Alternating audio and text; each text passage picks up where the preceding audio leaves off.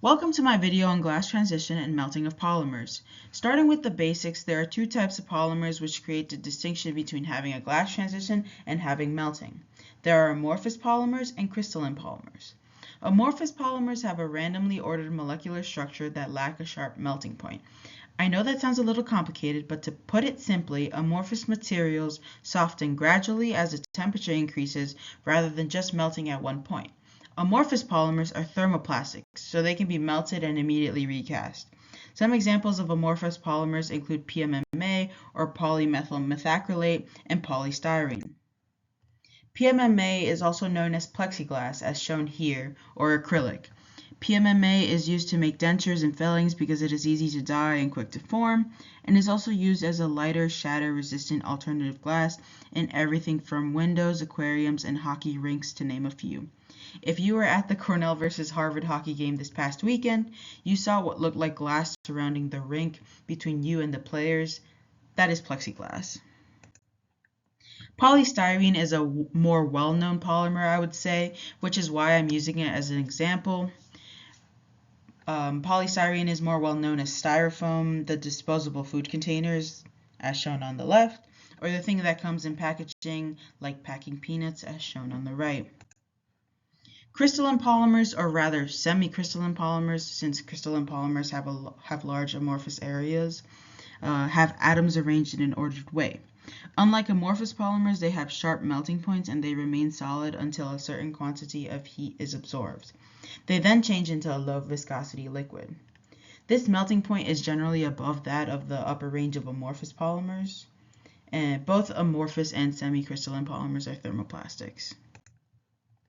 One of the most widely used methods of demonstrating the glass transition and determining the glass transition temperature is by measuring specific volume, which is the inverse of the density of a polymer sample, as a function of the temperature as shown in this graph. To summarize the two, here's an infographic.